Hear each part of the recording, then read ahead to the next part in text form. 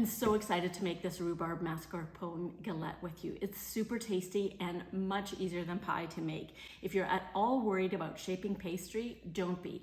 Because it's a galette, it's meant to look rustic. So let's get started. To start, we're going to mix our rhubarb mix, and we want to start with our sugar, 1/3 cup sugar, 1 tablespoon cornstarch, some cinnamon, and if you have it, orange zest. If you don't need anything at all. I'm using my true orange powder.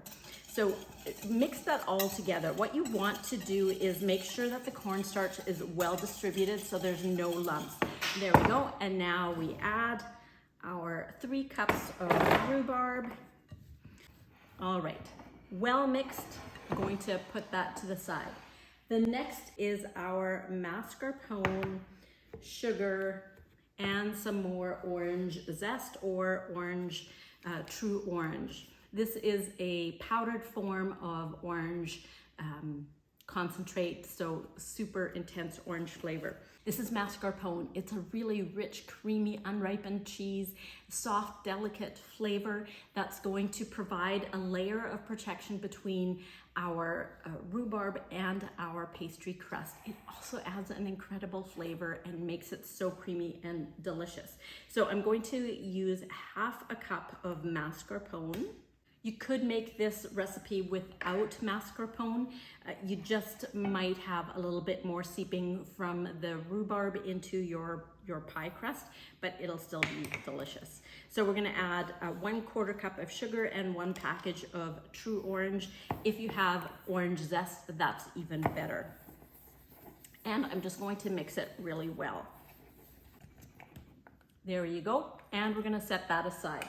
Now, the next part is rolling our pastry, and we want to preheat our oven. So let's get the oven going at 375.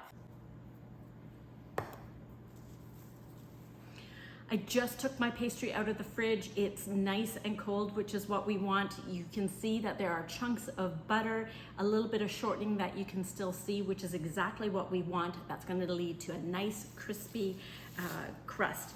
I put some flour on my board. I'm going to flour my rolling pin and just roll this out. Now you're gonna see I'm gonna keep adding the flour, picking up my dough and turning it. I do want to have my dough be able to move, so I'm gonna keep picking it up and moving it. Now I want about a 10 to 12 inch circle here.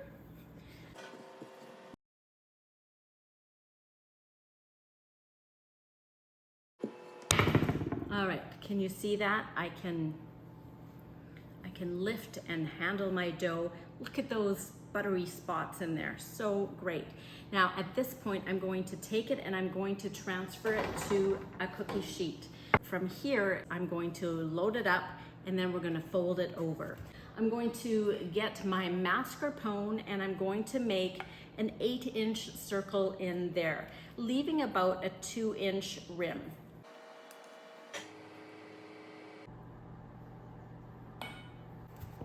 There you go, this is what I've got. And now the rhubarb goes on top. If you have any liquid left in your bowl, just pour it right on top. If there's too much and it's running all about, then you don't need to add the rest of it. And now, quite simply, you're just going to fold over those sides. And if you want to make fancy folds, you can do shorter pieces. If you want less folds, you just take whole sides and bring it up. So depends on what your mood is, how you're feeling, whatever. Just do whatever it takes to bring up those sides. There you go. I'm gonna brush this with some cream. You could also use milk, and that's gonna add some lovely color to the crust. Then sprinkle the top with a little bit of sugar just for that little crystally look and feel.